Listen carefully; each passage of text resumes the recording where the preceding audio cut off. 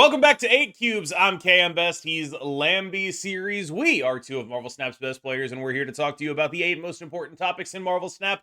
This week, let's start with Speed, who is going to be the newest card coming out. A 3/3 with an ongoing ability that gives him +1 power for every turn of the game you have ended without floating extra energy. This card, to me, looks like a fairly non-exciting, but generally could be very strong card that is going to compete for the best 3-drop slot. The question is, will its raw stats be able to win out over the utility of something like Copycat, or the potential guaranteed upside of something like Gladiator, or the, I guess, former ability to have the utility of something like Nocturne? Where do you see this card landing among its cohort of very powerful 3-cost cards? Wow, I actually think this card might struggle to be to keep up with its peers, to be honest, like in terms of like its ability. Like, okay, so in the best case, perfect world scenario, it's 3/9, correct? Because you get 6 turns Yes. of yeah, but firstly, you gotta draw this card. I mean, anytime you draw this card, like anytime you spend all your energy, it's gonna be like the full, like it's gonna get its full buff, right? Like for every turn you spend all your energy. But do you really always spend all your energy? I mean, I guess you could say that on average it's like 3/7. I Three would seven is fine, guess, right? If you draw it and play it. honestly, I would guess 3/7 is the floor. The floor. 3/7 is the floor. Okay, Like, okay, how okay. many decks are taking 3 full turns of not playing on curve? It's not many. That's true. That's true. But I'm not sure if it can keep up with I don't know, like Cassandra's obviously the more go-to card right now for sure, right? Loki is the 3-cost card, Mm-hmm. and stuff like that. So I'm not very sure if this will be seen in decks. Like what would you play this in? Mid-range decks? I guess mid-range decks, like just like generic points decks. This could Yeah. be in there. I guess 3/7 is good, right? But then we aren't playing Gladiator, which is already by default. I mean, if Gladiator low rolls and pulls something too big, you retreat anyway. So effectively, to me, Gladiator is like a 3/8, and it's not really very played right now as well. So I'm struggling to see this maybe 3/9. Is this maybe 3/9 gonna be played? I'm not too sure about that.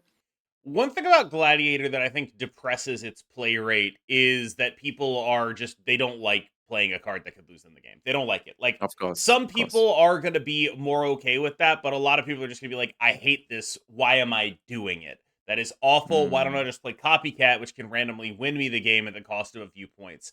What this card has going for it is it's just basically always big. So, where I'd be looking for this card to make a splash is in like non Patriot Sandman builds, in general mid-range strategies that are just like, I want big points and I don't really care about where those points are. I would just like to have a big guy. I am interested to see if this guy can make a splash, because I am fairly confident he does make a ton of sense in, generic Sandman build number 50. But what for I want to sure. know is if he also makes sense in something that is just a normal deck. I also think he probably makes sense in Surfer. Surfer just likes having Yeah. a guy that has points, but you do have to make some hard decisions with Surfer. Like, I do think you probably play this over Gladiator in a Silver Surfer deck, but Mm, I don't think Gladiator necessarily always sees play. And the addition of Gwenpool made Sebastian Shaw a more important stat stick. There used to be yeah. like some debate over Shaw versus Gladiator, because often, if you weren't hitting Shaw with multiple buffs, Gladiator was just going to be a bigger card. So you play the Gladiator instead of the Shaw, and then you end up in a situation where you probably can't do that now because of Gwenpool, and this guy's a stat stick the same way Gladiator is. Can you fit him into Surfer? Actually, the more I think about it, yeah. So firstly, this is for sure a Surfer card, right? Like just Mm, because it's a 3, and then like we already mentioned, the floor is about 3/7, and like the more I think about it, 3/7 is fine. Like we are already playing Wiccan as 4/7, even if it doesn't like fully, pull off its effect every single time, right? So this is like the floor is 3/7, and like the decks that play this card will generally play cards every turn anyway. So I feel like there's a very good chance that it could reach more than just 3/7. but that's the problem with Surfer, is that it's actually like the worst deck at playing on curve. You run like Yeah, one drop, it floats one turn two 4, drop. right? Yeah, it floats on 4. It probably floats on at least 1 or 2. And then maybe some of the time with That's Hope true. Okay, Summers, that's you can true. make the That's card true. work. And it's just like, That's it's weird. true. It's, That's it's a true. 3-drop, and it's like they made it a 3-drop so it would hook into Surfer, right? Like, that's like a thing that they do sometimes. They're like, Mm-hmm. we want to make this card a little less boring. Let's give it a hook. But like, the rest of the card doesn't hook into Surfer at all. If this card was actually True. just the 3/9 that it would be in another deck, you'd play it in Surfer. But in Surfer, I think it's actually like worse than it is everywhere else, which is weird. Yeah, it's kind of interesting. The more you mention it, I also think so. Like in Surfer, I was thinking, okay, you float turn 4, but there's a very good chance you also float turn 1, right? Because Yeah. like the one drops in this deck are like either non-existent or like 1 or 2 copies only. Or So I feel Nova, like, which you're never supposed to play yeah, on turn 1. And it's exactly, like exactly. weird. It's a Okay, so weird maybe system. this is not exactly a Surfer card. Yeah. It's a mid-range card that could be a 3/7, sometimes 3/9. I'm actually quite interested to see where this is. I think I might have like discounted it a bit too much. This might be a bit better than I like initially thought like 5 minutes ago. I think if it's anything, it's like a Sandman card. What I want to know is if it breaks into like those. There's a bunch of decks right now that are just playing like Loki and whatever stat package, and we'll get to that a Yeah. bit later when we talk about best points. But I genuinely wonder if this could be a part of a like just best stats package where it's just like this goes in whatever. We're just playing it, and then like the end game is variable, but it's like every Thena deck plays this or whatever because it's just like a 3/9. New segment here. I know a lot of people like to ask about the new cards on these episodes, and I love indulging that because people like watching us talk about stuff. But I wanted to dive into the card that is already out here because I think this is the last time we're gonna get like to be able to make a video just talking about it, but before it leaves caches. So we have a unique opportunity to give people who were smart and waited either a nudge in the right direction or a nudge in the wrong direction, depending on if we're right or wrong. What do you think about Wiccan in retrospect? Do you think it's worth using caches on? Where's your head at with this card? Yeah, so I was initially like, the more I think about this card, every time I look at this card again, I think it gets better and better in my mind. And like now my stance is honestly like okay, so firstly 4/7 above average 4 cost stats, right? We get it out of the way first. I think the potential like upside of playing this card is so much higher than the downside of running a 4/7 with no effect, for example. Right? Like even if you don't get off the effect, you can play it on 4, play it on 5, it's still a 4/7. But then the upside, if you actually curve perfectly into the 4/7, it's like +2 mana for the rest of the game, right? I think it's Hmm. actually a very, very big deal. So I feel like honestly, Wiccan is very easy to slot in many, many decks. And I think it's a buy to me. It's definitely a buy to me because I feel like TLDR, the upside is just way worse than the downside. And the downside is just a 4/7. It's not really a downside, it's just like less good than the +2 mana, which is the insane upside, right? I think that Wiccan is in one of the most interesting spotlight caches we've ever had. Being paired Mm-hmm. with Pixie and Loki is a really big deal. And I think that like for people who do not have any of these cards, this is a very good cache to open because it unlocks Agree. cards that create their own decks. These are cards A, they create their own decks, and B, every Wiccan deck I've played has been either a Loki deck or a Pixie deck so far. Yeah. So that's actually like that normally doesn't happen. Normally, second dinner is like, if we're gonna be pretty honest, kind of bad at guessing what cards go with the card in the cache. This time, for whatever reason, they seem to have gotten it exactly correct. Wiccan goes with Loki. Wiccan goes with Pixie. This is a good cache to open for those reasons, I think. I also think that Wiccan is just one of those cards that's like very hard to replace. If you skip something like Speed, and he ends up being like a card that gets run in Sandman and is clearly the best Sandman card, but doesn't really get outside of that, you'll usually be able to replace him with Gladiator, right? You'll be able to replace him with Yeah. Copycat. You'll be able to replace him with whatever, right? But if you end up missing Wiccan, there's usually not a replacement for that in a Wiccan deck. And that depends, like, this really goes down to how you value cards, because I do think Speed has, I don't think necessarily Thena potential, but honestly, I do think Speed has Thena potential where I don't think it's like a likely outcome, but there's like probably like 10% of the time this card is just like way stronger than we all thought. And it ends Mm-hmm. up just being like a generically strong card you see all the time. And then everyone is like, why didn't they tell me to buy this card? Right? There's a possibility of that.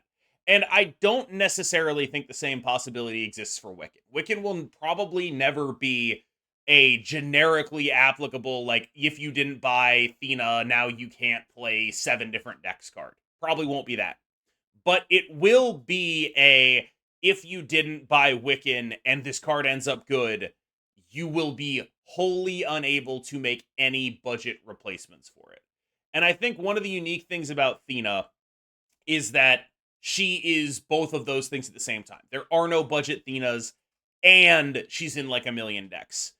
In order for a card to be better than Wiccan, it basically has to be that. That is what I would say. In order for a card to be a better purchase than Wiccan, it has to be Thena level. That's where I'm at on this cache. Yeah, so essentially KM is just saying that Wiccan is really good and you should get it, right? I think it's very good. I think the cash is very good, but I do think that like it is the kind of card that I like telling people to purchase, cards that unlock new decks.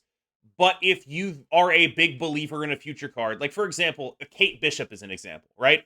Mhm. If Kate Bishop were in caches, infinitely better purchase than Wicked. Infinitely. Just a much stronger card that is in many more decks. That is just like those kind of cards, true staples, go above cards that unlock decks for me.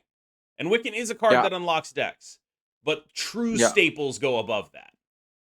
yeah. I do have a idea though, like a thought here, which is that I think Wiccan is one of those cards because you don't actually play Wiccan in like a specific deck to make the deck work, right? Like the decks that Wiccan go in probably work even without the Wiccan. That is But possible. like Yeah. yes, but like the thing is, Wiccan in those decks just gives you one more super hero potential, right? Yes. So I feel like it makes the good decks better. Like you have another option to make the good deck even better. And to me, that's good enough to buy because like I like playing good decks. And if there's a card that like could make my good deck better, why not? That's why I focused on the other stuff in the cache. Yeah. Because those decks are very often Loki decks or Pixie decks. That's what Wiccan seems to go best with right now. Okay, so the bad guy's back. Never left. Arishem, yeah. I have like a 70% win rate with this deck post nerf. So, you Yeah. know, great job. It's the I've mana, man. It's the energy. well, I okay. swear it's just I the want to talk energy, about that. man. Like, yes, it is that, but also like I see people complaining about it. Like one of the things I see very often on Twitter, and I know a bunch of people are gonna be like, "Cam, get off Twitter." No, I will never log off, coward. But the thing that I see a lot is like, why doesn't Second Dinner realize that it's just the energy that makes this card strong? And it's like, They probably do. they know, man, that's the card. It's like people saying that Loki shouldn't have a discount on it. It's like, no, dude, you're describing the card. That is what the card is there. And so Arishem, like their job isn't to fix the payoff of Arishem. Their job is just to keep adding cards to him until he's more balanced. Like that's really it. Like it's not like their job is to be like, actually, what we're gonna do is say that all the cards that you generate get -1 cost, and that's totally it's so awesome. We're gonna make the cards suck.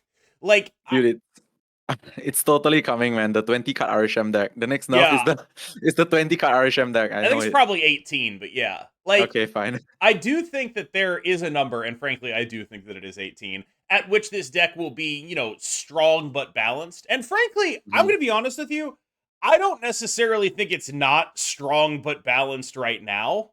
mhm. Like, it's a very strong deck, but I don't think it's like, oh my god, I queued into an Arishem and now I'm instantly dead. It's just like, oh man, I really hope I don't get low keyed in Eliath, right? Like, that's really what the deck is about now. Yeah. I guess the bigger the Arishem deck gets, like now it was 12, now it's 15, it Yeah. could maybe be 18. The bigger Yeah. the Arishem decks get, the more you see it on ladder, the less likely you play around stuff as well, right? Because it's Hmm. also less likely that they have like the Loki on 2, the blob on 5, the whatever tech card is popular at the point in time if the Arishem deck is still good at that point in time, that kind of thing. Like it's less likely that you play around stuff, I guess. So I guess you can make more informed decisions in the future, even if Arishem is still a thing, right? Like assuming the deck gets bigger. Yeah, but there is this one thing you have to think about, which is like, and I guess this probably applies less lower down on the ladder, but where I Mm, play, it's like, all right, I realize there's a retreat later button, but why yep. would they stay here? Right? Mm-hmm. Like, It's the same what is thing. it that they're doing that would cause them to stay here? And then play around the thing that would likely cause them to stay here, right? And there is something to that where it's like maybe you can't do that or lower on the ladder. I don't actually know. I've never been there. But you should usually assume your opponent has a functioning brain. And Mm-hmm. that even if they're an Arshem deck and you're like, oh, you never play around it, it's like, well, if you have the ability to play around like the really obvious thing and still cover your bases, you should probably do that. So I made this topic called Beat Arishem, but it's actually just like a sneaky way for me to yell about Loki. All right, you ready? Let's go. Because the previous method of beating Arishem was if I had a Cassandra Nova and I had a Shang-Chi, honestly, I felt like I was favored in the matchup, right? And I Mm-hmm. still feel like that unless they Loki me. Like, that's literally what it is. I feel like I'm favored in the matchup unless they Loki me, and then it's like a 50-50 matchup. And again, I'm still favored in the matchup overall, right? But like, it does meaningfully change things. Like if I'm playing like Athena, Cassandra, Shang-Chi deck, I'm like, yeah, I'm good. I've got this. They Loki me on turn 2. I am no longer like, yeah, I'm good. I've got this. And I just feel like that is a really awkward situation to put the metagame in, because I feel like there's going to be a bunch of situations where people are going to be like, here's my deck that beats Arishem, and it does beat Arishem exactly 82% of the time, and that remaining 18% of the time is when they Loki you on turn 2. And it's like that is just a really frustrating thing that they just have like an I win button just attached to the deck for against their worst matchup is I think the thing that bothers me. Because new Loki is actually really good into the mid-range decks that have early scalers that old Loki wasn't particularly good into, because it happens even earlier. You're not going to be able to get that far ahead with your Thena when they're Lokiing you on turn 2. They just played a 3-5, right? And the fact that it's a 3-5 is another thing, right? They're competing on tempo with you. Your whole point is that you have these early scalers, you get ahead on tempo, you have like Shang-Chi and Cassandra, and it makes it impossible for them to ever catch up. They are now even or better on tempo, and you need that Shang-Chi and Cassandra just to catch up yourself. And so you end up in a weirdly awkward and bad spot where, in this specific instance, Loki was buffed against the worst matchups that Arishem had.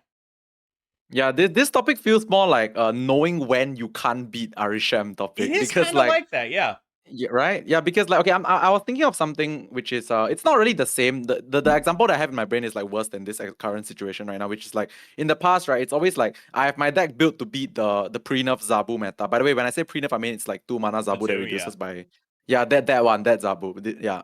That one was always about like, all right, I have my deck built to beat the Zabu stuff, but the moment they play Zabu on 3, sorry, with the 2 discount, I think I'm just out. Yeah, Yeah. it's very similar, right? Like I feel like beating like this topic of like knowing when you can't beat Arishem is really like a few things, right? Firstly, when they play Loki on 2, you pretty much don't beat the deck in most scenarios. I guess other things that I guess that's the only one, right? That's the It only is scenario kind where of you the really only don't beat one. the deck, Like the which rest is of the fine, time, I the deck guess. is just like, I'm in an energy ahead, I'm playing stuff, but it's not like unbeatable in any way. It's just like Loki Mm, games. Like I feel like all my Arishem games fall into two buckets, right? All the wins are Loki wins or Eliath wins. They're just all that. mm. Or the ones that people stay after you Loki and then they Yeah, just get wrecked eventually yeah. as well.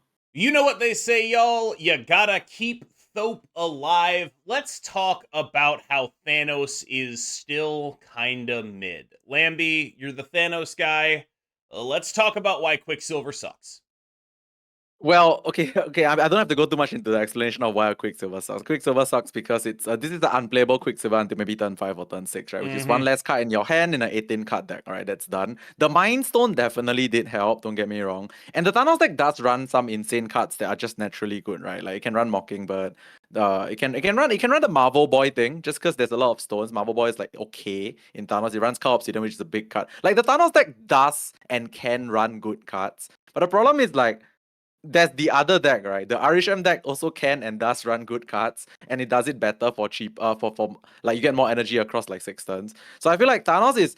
I feel like if Arishem somehow didn't exist, okay, this is not really a very good argument because if Arishem didn't exist, many other decks would exist. But like if the Arishem deck didn't exist, this Thanos deck could be like a tier 1.5 thing, I would say. But like even though Thanos gets to run so many good cards right now, there's just like a deck that does it better like almost every single time, right? So and every deck in the meta is tuned to beat like the deck that does it better every single time, which is Arishem, which means that Cassandra also beats up on Thanos.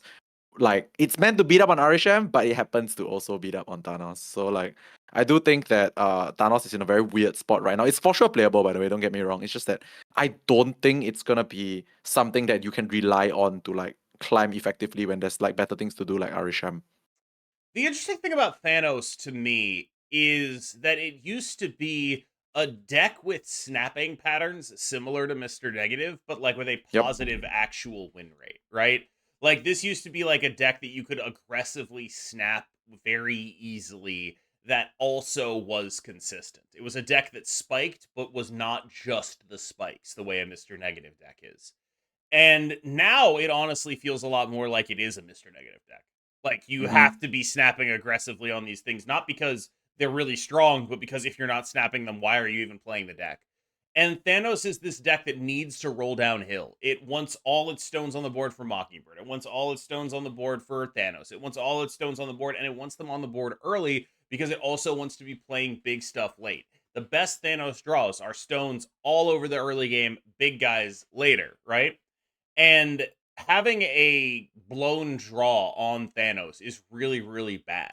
And this also sort of goes towards Lockjaw, right? Everyone's like, okay, Lockjaw's unnerfed. Let's put him back in Thanos. One of the great things about Thanos Lockjaw was that you could pull Thanos out of your deck and then you wouldn't have to play the damn card.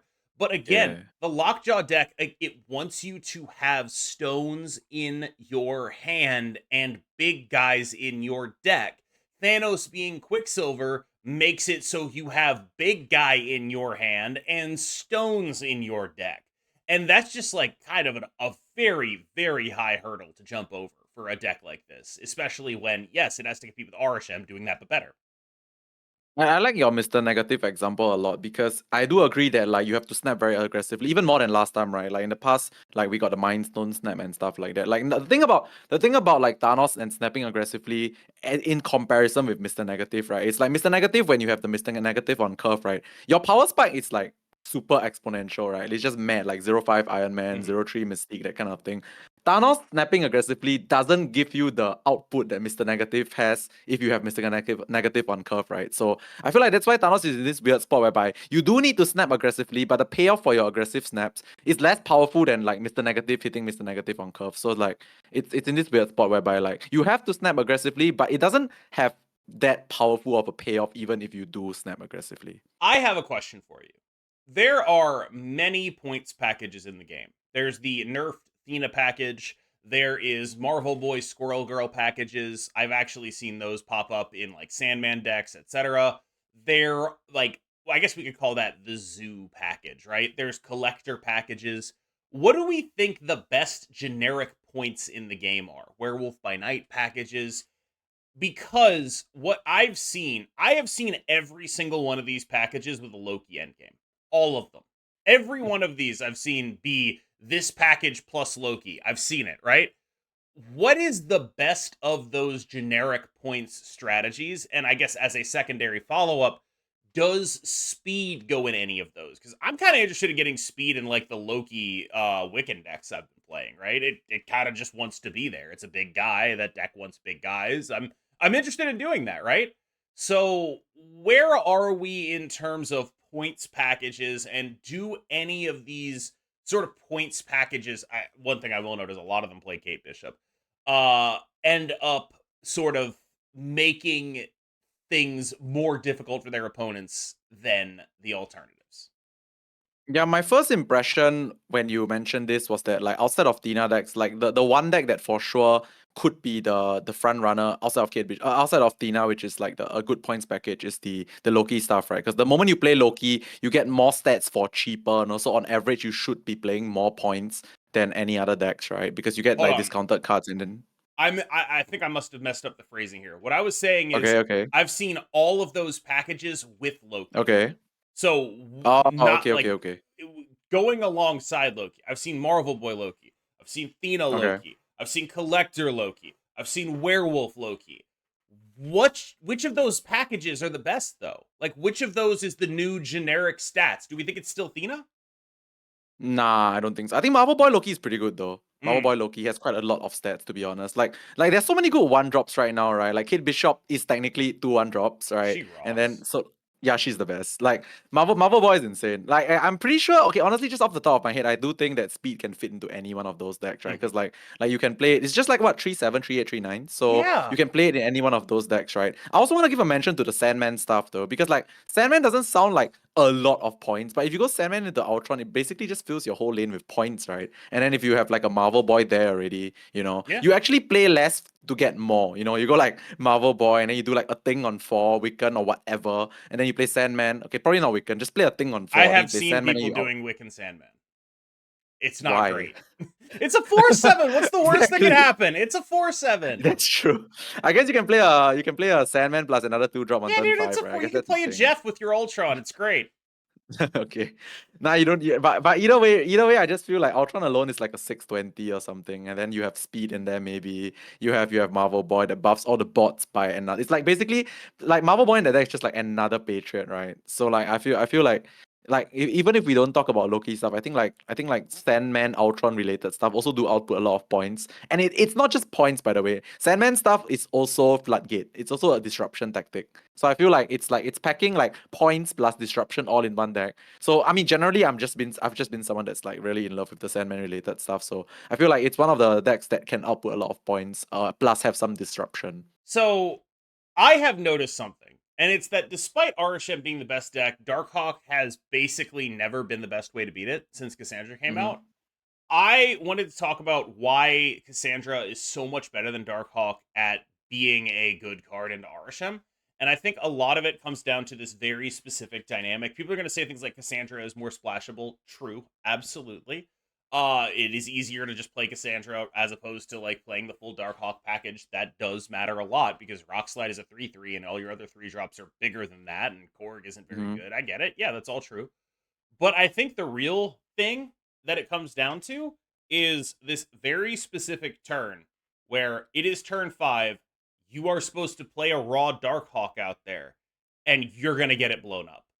And Yep. that specific turn, the fear, the weakness that that game plan has inherently to tech cards is the thing that holds Darkhawk down compared to Cassandra. And I think that, like, yeah, you can get your Cassandra blown up, but it's like, yeah, okay, you blew up my 3 drop with a 4, right? Okay, I don't really care. That's fine. That's fine for me, right? Like, it's bad that I lost 20 power, but also it's like you have to invest in that or you're going to lose, right? You have to deal with this or you're going to lose. With Darkhawk, it's like, okay, first of all, it is going to be bigger than Cassandra against Arishem a lot of the time, but it's the most vulnerable thing, and a lot of Darkhawk decks make it even more vulnerable by playing something like Mystique. And you have to pay attention to priority in order to do stuff like that. It puts a big tax on your ability to like plan ahead and get priority the whole game, basically. Because if you don't have priority, you won't be able to do like your Mystique Juggernaut or your Mystique Cosmo or whatever, right? And so you end up in these situations where you just have to assume it's going to die. And that's just a very hard thing to deal with for your 5 drop, right? And it is actually, and Shang-Chi is trading up when it blows up a Darkhawk every single time, as opposed to Yes. trading down on a Cassandra. And basically, just the math on this card is just way worse. Yeah, I want to highlight two things also. Firstly, you mentioned it briefly, but like I personally think that the fact that the Dark Hawk costs 5 and the fact that it costs 5 is so much reduced flexibility, right, compared to Cassandra. And also one more thing, which is like you said, have to play on turn 5. Even if you play on turn 6, it's like that's it. You pair it with a 1, the 1 is not going to be that impactful, right? 5+1 even on turn 6. So like it's really very like lack of flexibility of a card, the Dark Hawk. And secondly, I also feel like Dark Hawk as a card, how should I put it? It's just how should I put it? It's really just like if you don't run the supports alongside it, it really doesn't do anything versus like other decks, right? Like if you don't run in the past, people used to run Darkhawk in every deck just because there wasn't Cassandra yet. Yeah. But then now there is Cassandra, right? Darkhawk wins Arishem by an amount that is unnecessary. I think we talked about it Yes. like in the past. Like it's 5 mana, win the location. Cassandra is also 3 mana, win the location. But like it's 3 mana and you don't win excessively. Like you don't need to win like a location by 100 points. You just need to win it by 1. Like honestly, like I'm not saying that every game needs to be that close, but like the difference between Darkhawk winning a location by like 20 extra points and Cassandra winning it by like 3 extra points is still a 1 location, right? So like Yep. I feel like you don't actually need to invest like 5 mana into playing a card that overkills when it's also very easy to deal with by a Shank. Yeah. Like, there's a point at which it's just like, all right, we don't need those 20 points because they still die to Shang-Chi. Like, those Yeah, extra 20 exactly. points don't matter. They still die to the same stuff. I titled this Kate or Jeff, but I'm going to hit you with a theory that I have right now. And All right, I let's don't even go. know this theory. Kate Bishop is the best 2 drop in the game. And I don't think it's close. Wow. Yeah. That's a very, very, very sweeping statement. Yeah. But Kate Bishop I is am the best 2 very drop in the game. very inclined to agree because I've seen, like, personally, if I just off the top of my head, right, I'm very willing to play Kid Bishop in more decks than I would want to play Jeff. Yep. Like, I don't even know the specific every single deck I'm talking about right now, but like just off the top, I would very willingly play Kid Bishop in way more decks because look at the synergies that it has, right? Let's just not talk about the actual effects of the arrows first. There's like the Marvel Boy synergy, there is Mockingbird synergy, and then now we talk about the arrows itself. 1 mana, -2 clock your opponent, and then there's like free 1/3s, free 1/4s. Like even the grapple arrows, it's called grapple arrow, Yep. right? Yeah, it's a 1/3, it's free. So like I feel like this card is just so much stats packed into a 2/3, which is, like I said, it's a 2 mana 2/3. It's not even bad. It's not like a 2/0, you know. So like I would say like this card is like everything. It can't do the Jeff thing, which it goes into weird Correct. locations, right? It can't do that. But like other than that, I think it does everything way better, you know, and it just like shores up the weaknesses of so many decks of like not being able to like spend all your mana. And we clearly just got a card called Wiccan that wants you to spend all your mana anyway. So like I feel like it's really insane, right? You go like Kate on 2 and then you get 2 1s. You just pair it with whatever, right? You can go 1+2, you can go 1/1/1 on turn 3 and then play the Wiccan, that kind of thing. Like it just makes Wiccan so much of a better card because you are just knowing that you will get like cards to play into the Wiccan turn. That's just like one use case. So I feel like, yeah, 100% agree. I can't disagree, right? Like Jeff is better at doing one thing, but like Kate is better at doing many things. She is everyone's best friend, right? Or maybe not even best Yeah. friend, maybe like third best friend, right? Is she So what's the Wiccan? first two? Right. So like, okay, with Wiccan, the better friends are like Maria Hill and Kitty Okay, Pryde. fine. Okay. But Yeah. she's still like one of the best cards to play with Wiccan. With Werewolf Mm. by Night, there are other cards that you like Beast, for example, better for Werewolf by Night decks. Sure, whatever. But Kate Bishop is really damn good for Werewolf by Night decks. Yep. Marvel Boy, Squirrel Girl's way better for Marvel Boy. Sure, whatever. But Kate Bishop's really good for Marvel Boy decks because our Blue Marvel, really good for those decks. White Widow decks, Clog decks, she's really good for those decks, right? Like, she is everyone's best friend. Everyone True. who wants to do anything in Marvel Snap, like whether you synergize with on reveals or one drops or clogging your opponents or Oh. anything, she goes with that. And I kind of wonder what direction it's going. Is she good with that stuff because that stuff is good? Or is that stuff good because it goes with her? It like I don't know. But like she is just awesome right now. Absolutely amazing. Maybe I'm not gonna say the best card that's ever been on a season pass. Probably not true. But like if you had the opportunity to pick up a Jeff/Nocturne type card on the season pass, This is the one. I don't know if that's ever been available before.